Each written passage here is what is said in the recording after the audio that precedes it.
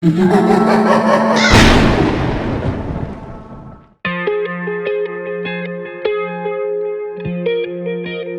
का समय था। रोहित मोबाइल पर पबजी खेल रहा था। चल कवर दे कवर दे कवर दे कवर दे। यस यस शाबाश। रोहित की मम्मी आती है। क्या हर वक्त पबजी पबजी पबजी, खाना भी नहीं खाता। यह सेब और छुरी छोड़ के जा रही हूँ, काट कर खा लेना। मम्मी चली जाती है। रोहित पबजी में ही लगा था कि अचानक गेम ऑफ हो जाता है। ये क्या, अभी तो ठीक चल रहा था। ओह गॉड, अब मैं क्या करूं? तभी टीवी पर पीएम की मन की बात चलती है। मेरे प्यारे देशवासियों, आज रात से बल्कि अभी से हम पबजी गेम समेत 118 चीनी ऐप्स पर रोक लगा रहे हैं। हिंदुस्तान में पबजी को बैन किया जाता है। यह सुनकर रोहित एकदम बौखला जाता है। पबजी बैन हो गया, अब मैं कैसे जीऊंगा? अब तो मर जाना ही बेहतर है। ये मेरे हाथ क्यों कांप रहे हैं? छुरी कहाँ है? छुरी कहाँ है? छुरी। रोहित सेब की प्लेट में रखी छुरी उठाता है और अपने हाथ की नस काटकर आत्महत्या करता है। यह हाल सिर्फ रोहित का ही नहीं था। पबजी बैन की खबर सुनकर देश के सैकड़ों नौजवानों की यही हालत हुई थी। किसी ने फांसी लगा ली तो कोई छत से कूद पड़ा।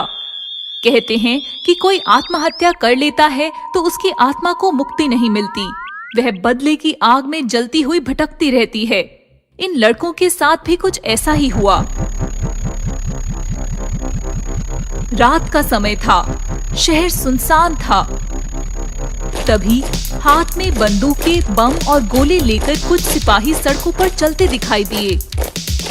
सड़कों पर चलते लोगों को लगा कि होगी कोई मिलिट्री की फौज, पर यह वह भूतिया फौज थी जो अब पबजी खेलने सड़क पर उतरी थी। एक दो अटैक! बंदूकें चलने लगती हैं, बम गिरने लगते हैं, गली मोहल्ले फटने लगते हैं।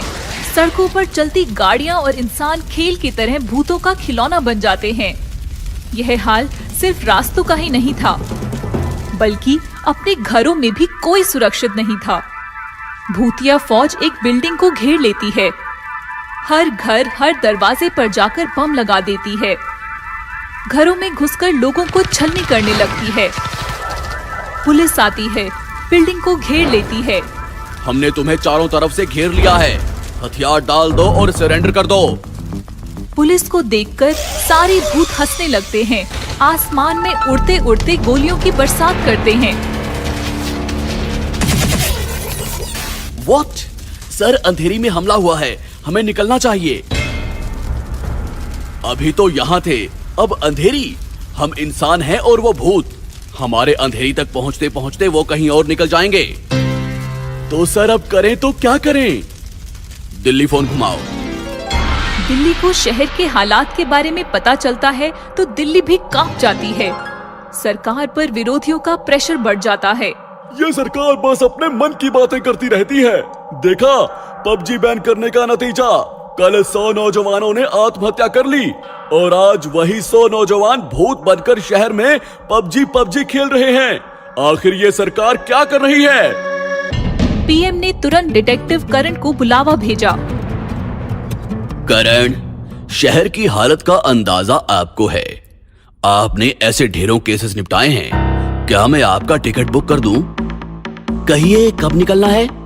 करण शहर में आता है, पुलिस अफसर के साथ बात करता है। दिन में गायब रहते हैं और रात को हंगामा करते हैं। आप उन्हें कैसे रोकोगे? इन भूतों की कमजोरी है पबजी, और कमजोरी का फायदा उठाना करण अच्छी तरह जानता है। रात होती है, करण को फोन आता है। सर, पुलिस हेडक्वार्टर पर हमला हुआ है। करण तेजी से पुलिस हेडक्वार्टर की तरफ निकलता है। इधर भूत बम और बंदूकों से हेडक्वार्टर्स का नामो निशान मिटा रहे थे। जय पबजी, जय पबजी, जय पबजी, जय पबजी। तभी वहाँ करण पहुँचता है। जय पबजी। भूत करण की तरफ बढ़ते हैं। जय पबजी, कौन है तू? मैं डिटेक्टिव करण, मोदी जी ने भेजा है मुझे। हमें मारने के लिए? हम उसी वक्त मर गए थे जब पबजी बैन किया था। अब मरेंगे नहीं, सिर्फ मारेंगे। तुम गलत समझ रहे हो, मैं मारने नहीं समझाने आया हूँ। मतलब? देखो, पबजी हमारा नहीं, हमारे दुश्मन देश का गेम था। उसको बैन नहीं करते तो चीन की अर्थव्यवस्था मजबूत बनती और वो चीनी हम पर हमला करते।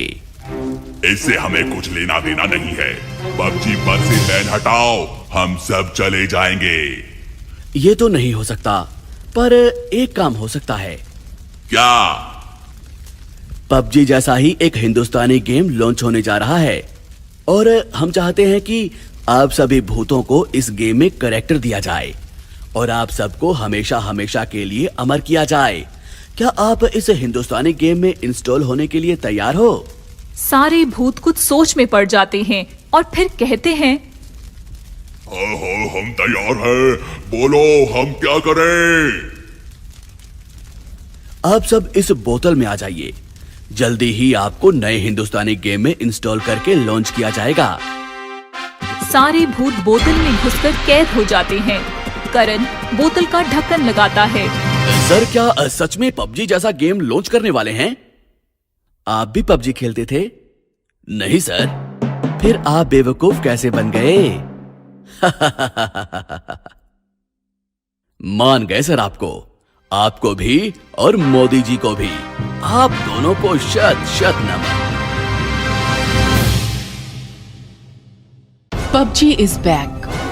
मोदी जी की ये मन की बात तो आप सभी ने सुनी होगी।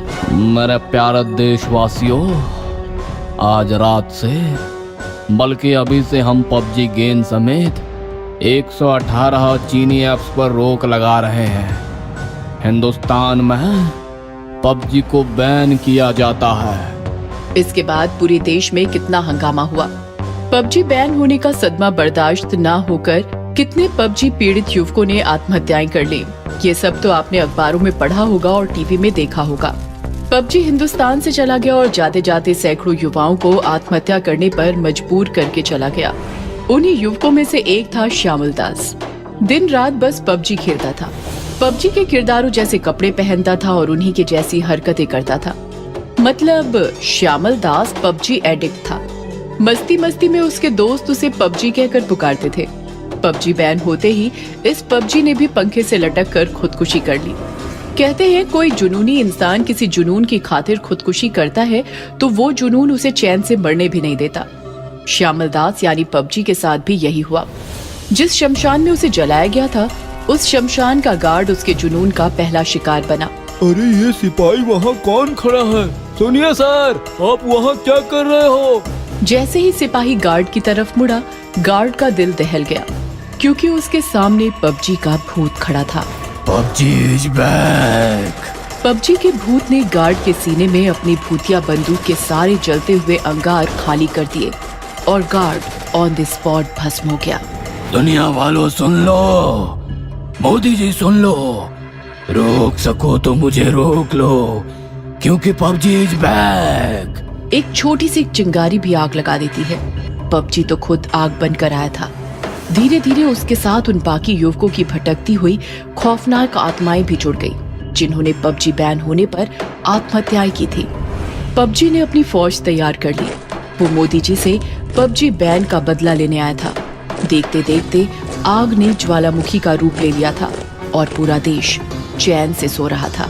जय पबजी, जय पबजी। फिर क्या था? किसी मिलिट्री की तरह पबजी पीड़ित भूतों की फौज आधी रात में तबाही मचाने सड़कों पर निकल पड़ी। सारा शहर सुकून से सोया था और अचानक बम गिरने लगे, गोलियां बरसने लगी। लोग अपने घरों से बाहर निकलने लगे और गोलियों और बम का शिकार बनने लगे। ऊंची ऊंची इमारतें जमीन से लिपटने लगी। सारा शहर खून के आंसू रोने लगा और भूतों की टुकड़ी जश्न मनाने लगी। जय पबजी, जय पबजी। मोदी जी देख रहे हो ना कैसे भाग रहे हैं आपके देशवासी। मारो, कोई भी बचने ना पाए, मारो। इस प्रकार रोज रात रोज नया शहर पबजी गैंग अपने अपने कब्जे में लेती और शहर को तहस नहस कर देती। लोग काफी डर गए थे और मोदी जी को पुकार रहे थे। मोदी जी बचाओ, हमारा क्या कसूर है? हम क्यों मारे जा रहे हैं? हम तो पबजी नहीं खेलते थे। अरे हमारे पास तो स्मार्टफोन भी नहीं है। मोदी जी बचाओ। भूतिया पबजी गैंग को कंट्रोल करने के लिए पुलिस गई, नाकाम रही। आर्मी गई, वो भी नाकाम रही। और इस प्रकार पबजी गैंग का आतंक पूरे देश में फैल गया। ये नजारा देखकर मोदी जी दुखी हो गए। उन्होंने डिटेक्टिव करण को पबजी गैंग से समझौता करने भेजा। प्रेस के डिटेक्टिव करण भूतों से मीटिंग करने लगे। क्या चाहते हो? PUBG is back. Modi ji सुन रहे हो ना? 2 दिन के अंदर अंदर पबजी बैन हट जाना चाहिए। हर एक मोबाइल में बस पबजी चाहिए, नहीं तो आपके देश की खैर नहीं। ये सुनकर मोदी जी भी हैरान हो गए। सर, क्या पबजी को फिर से परमिशन दे देनी चाहिए? बिल्कुल नहीं करण। सर, रोज लोग मर रहे हैं, विपक्ष सवाल उठा रहा है। माना कि संकट की घड़ी है, आर्मी पुलिस सब नाकाम है, लेकिन करण, मुझे मेरे देशवासियों पर पूरा भरोसा है। मेरा एक एक देशवासी हजारों सिपाहियों के समान है। चिंता मत करो, मैंने कुछ सोचा है। ये सुनकर करण मुस्कुराता हुआ बोला, सर, आप ही जाने अपने मन की बात। फिर क्या, मन की बात प्रोग्राम शुरू हुआ और मोदी जी देश को संबोधित करने लगे। मेरे प्यारे देशवासियों, हमने कोरोना से मुकाबला किया है, तो ये भूत क्या है? दिखा दो इन्हें एकता की ताकत। लॉकडाउन में घर बैठे बैठे दिए जलाने को कहा, आप मशाल जलाकर सड़कों पर उतर आए, तो अब क्यों घर में बैठे हो?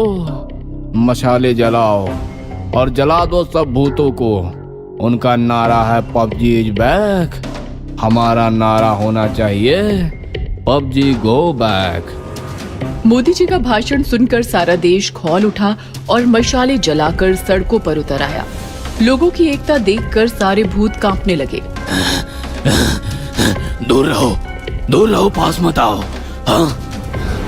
पबजी गो बैक, भारत माता की जय।